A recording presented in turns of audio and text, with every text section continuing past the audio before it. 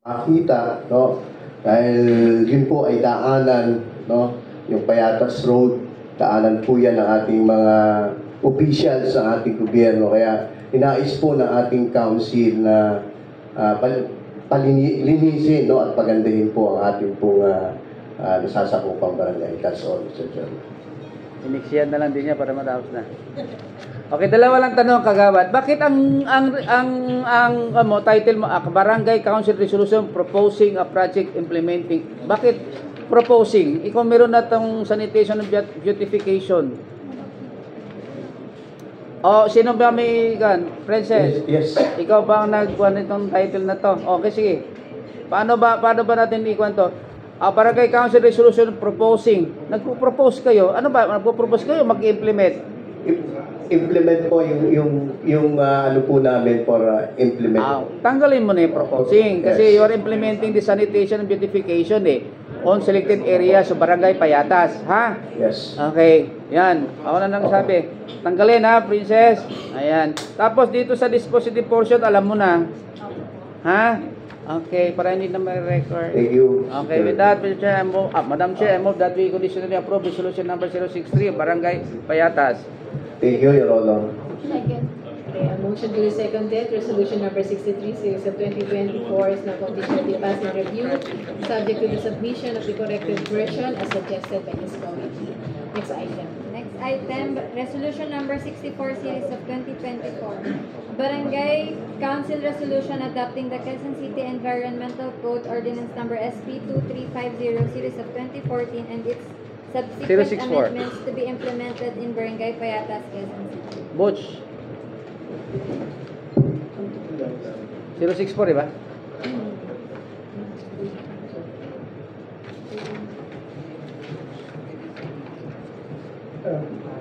Magandang hapon po ulit.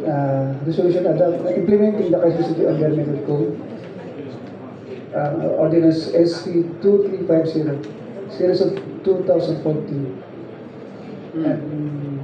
Kagawad, Madam Chair, discussion. Palitan mo lang yung title ha, hindi adopting implementing the Quezon City Environmental Code. Binasa ko mo po sa implementing na. Hindi, adapting na nilagay mo eh. Kaya po Ikaw na, binasa ko na po implementing na eh. inamindahan mo sarili mo, kami yung magre-review eh. Kaya alam ko na po eh. Okay. Kaya hindi ko na po binasa yung adapting. Dadaya ka ha. Para daw mabilis ang target. With that, Madam Chair, I move that we conditionally approve resolution number 064, Barangay Payatas, subject to submission for correcting version. Pakitanggal na lang po, palitan, no? Yung adoption to implementing. Yes, sir. Second, a motion duly seconded. Resolution number 64, series 2024 of Barangay Payatas is now conditionally passed and reviewed, subject to the submission of the corrected version. Next item, resolution number 65, series of 2024. Barangay Council Resolution adopting the implementation of City Ordinance number SP 2975, series of 2020, and ordinance prohibiting public disturbance, noises during school hours and from Monday to Friday, 7 a.m. until 5 p.m. in Quezon City and providing penalties for violations thereof. Madam Chair, napakasipag ni Kagawad Arkan, no?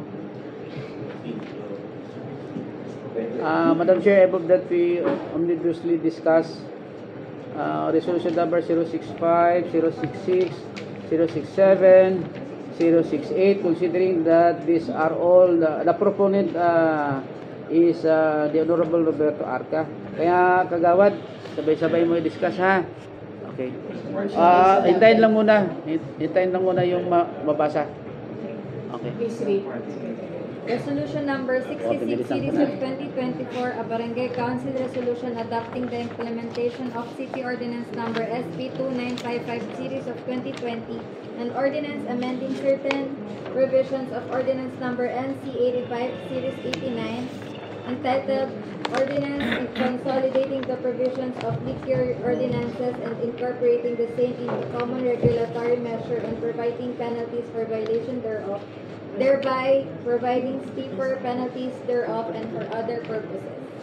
Resolution number 67, series of 2024, a barangay council resolution adopting the implementation of City Ordinance number SB 2737, series of 2018, an ordinance for regulation of e-cigarettes in public places, including public conveyances, advertisement, and promotions of e-cigarettes and providing penalties thereof.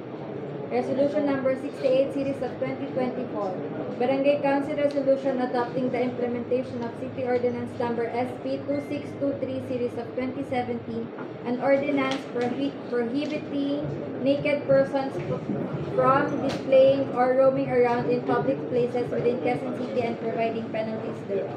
Saan ka na? Lahat na nabasa mo na? Okay. Discussion. Kagad Arca, ha? Kunting kwan lang, ha? Para purpose of record, ha? Okay. Resolution number 065. Thank you for advice, Attorney.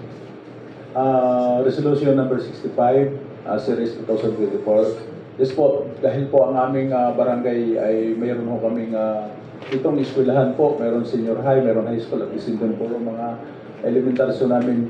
Yung aming mga principal ho dyan ay nagreklamo during nagtuturo sila maiingay itong mga like yung mga muffler, etc. Kaya minabuti ho ng council na magkaroon ho kami ng actually implementation para ho mayroon lang pieces yung pag-implement doon sa paghuli ho namin o sa pag-neutralize nitong maiingay po ng mga sasakyan. That's all. Then dito naman po sa resolution number 66 series 2024 ang yung aming implementation sa ordinance po ng SPE Gas 2955 series 2020. Ang ordinance doon po sa pagpapatupad ho ng pagpapatupad ng regulation po doon sa pag-iinom sa kalsada po ay implementation po ito. At actually po ang aming barangay sa isang linggo po thrice kami magalugan. So minsan po na-encounter na hiningihan kami ng mga ordinances. So minabuti ng barangay na magkaroon ng resolution para supporting document doon sa aming sa ating city ordinance at pinapatupad sa aming barangay. And then dito po sa resolution number 67 series 2024 po yung aming pag-implement doon sa ordinance po ng yung mga public places included po doon sa mga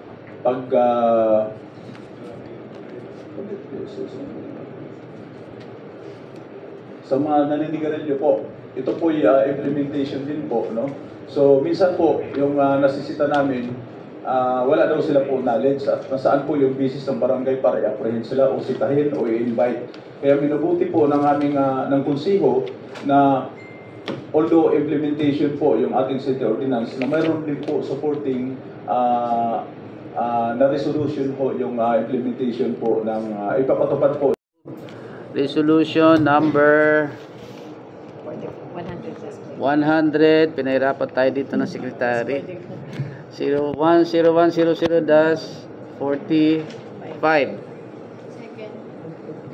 Therefore, on motion duly seconded, resolution number 100-45 series 2024 is now passage. Thank you so much. Next item, Barangay Resolution number 100-46 series of 2024, a resolution expressing the warmest congratulations to the members of the Sangguniang Kabataan of Barangay Payatas, headed by SK Chairperson Honorable Vienmar Magdaraog for being among the Platinum Awardees, pambansang sagisag ng modelong paggobyerno 2024 given by Model SK Network and the Center for Youth Advocacy and Networking on September 7, 2024 at Novotel, Cubao, Quezon City. The proponent is now recognized. Yes, magandang baga po ito, galang-galang tagapangulo. Ang narapat lang siguro na bigyan ng parangal ng aming pong SK Chairman na kung saan ay kinilala po siya ng buong Pilipinas na siguro dahil siyempre napili at nahalal po ng aming barangay bilang pangulang ng kabataan. Kaya narapat po siguro na aking pong ang konseyo ng barangay SK pagbati at bautihin po siya. Dahil ang City Council pa ay kung di pa ako nagkakamali ay binigyan po siya ng karangal at parangal. Yun lang po ang kagalang-galang na tagapangulo. Attorney. Madam Chair, dalawang questions lang. Nasaan si Juan? SK Chair? Na bibigyan mo nito? Nasa, ano po siya, nasa seminar po yung aming pong Ano sa seminar? Opo. Actually, alam niya na rin po ito dahil kasama lang po namin siya sa pagpupulong. Ayaw niyo ipakita sa amin siya. Hindi naman po. Bibigyan niyo ng award pero hindi naman nakikita kung sino yun. Sige po, sasunod po na pagpupulong ay... Mabuti pa yung dating SK Chair nandito.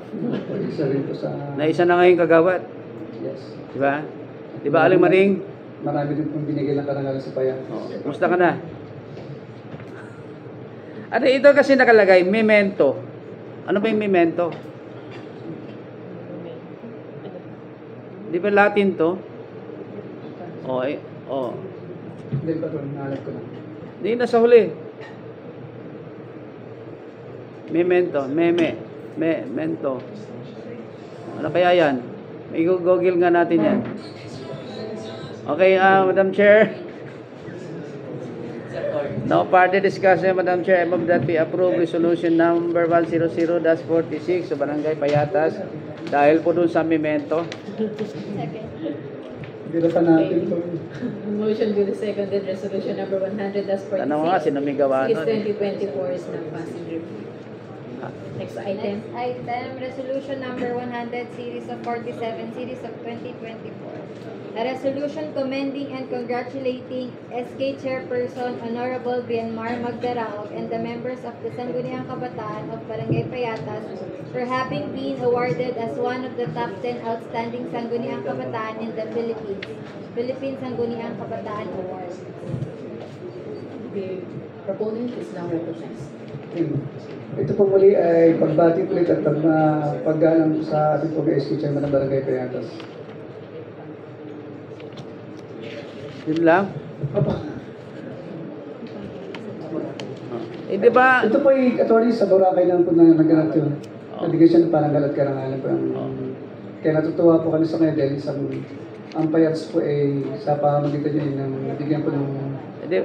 Isa sa proponent dito si Kagawad John Lester, di ba? Isa sa proponent no si Kagawad John Lester, di ba? Dapat po. Baka naman pwede magsalita si Kagawad John Lester. Pwede po. Kasi kanina pa gusto niyang magsalita eh. Good morning po, Attorney Sir po. This award, this recognition po na ibinigay as teacher person. Kasama yung kanya. Ito po ay galing sa Sangguniang Kabataan Awards, and out of more than 1,000 SK Council in the Philippines po, napasama po ang Barangay Payatas sa top 10 outstanding SK Council sa buong Pilipinas po, Attorney. So, ito po ay ginanap sa Boracay, Aklan, Manay, Aklan, at nakakatuwa po na continuous po na binibigyan po ng ating SK Chairman ang nakarangalan ang aming barangay o ang Barangay Payatas. Kasama rin ba dito yung Batasan Hills? Yes, Attorney, kalaban din po nila. Actually, yung ang Batasan, nanalo din po. Alam po, ang Commonwealth po. Bali po sa district ko, out of 5 barangays po, 3 po yung napasama sa outstanding SK Council po sa mga Pilipinas. Galing. Palakpakan po natin yung district 2. Mga SK chair naman ng ibang barangay. Sana ganun din. Maraming salamat po. Mr. Chair, I move that we approve resolution number 0100-47, Barangay Payatas. Motion duly seconded, barangay resolution number 100-47 series 2024 is now passing review. Next item, Sandali lang. Madam Chair, I move that we simultaneously discuss resolution number 054 kasi pareho to na no objection po ito. At hindi ko lang alam kung sino po ang proponent po nito.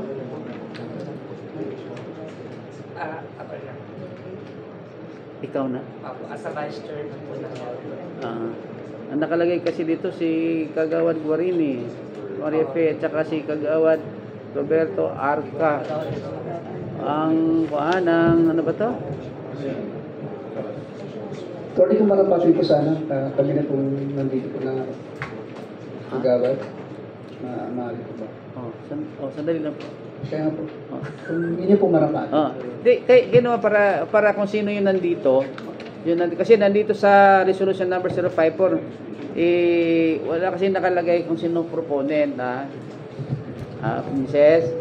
Tapos nakalagay si Marifig Guarin ang nakalagay na nagmo-motion. Ito naman si Kagawad Arca. Pwede naman. Tapos dito sa isa naman,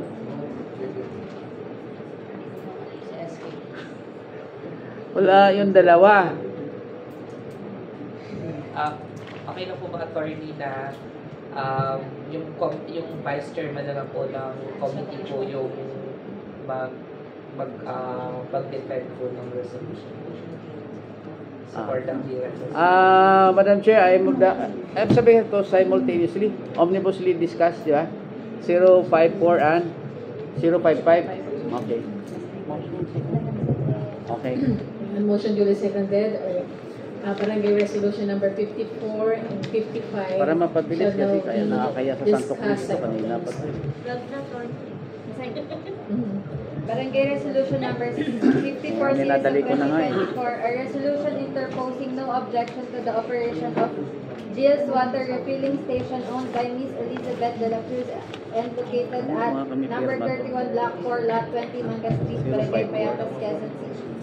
Barangay Resolution Number 55 series of 2024, a resolution interposing no objection to the operation of Ranso Construction Services owned by Miss Mary Cray Salvador and located at Block 20 Lot 1 Mayon Street, Group 2, Area B, Barangay Payatas, Quezon City.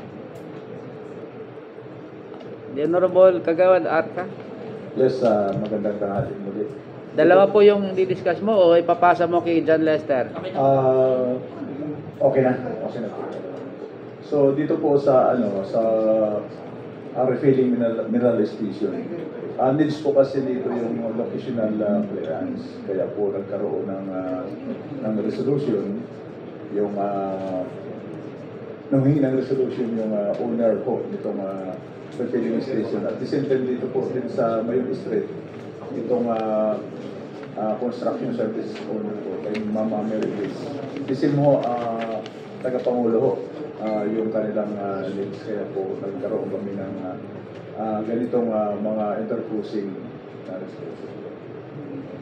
Okay. Madam Chair, without further discussion, I move that we approve resolution number 054 and 055, Barangay Payatas. Thank you so Motion much. duly seconded, resolution number 100-54 and 55 series 2024 of Barangay Payatas is now passing the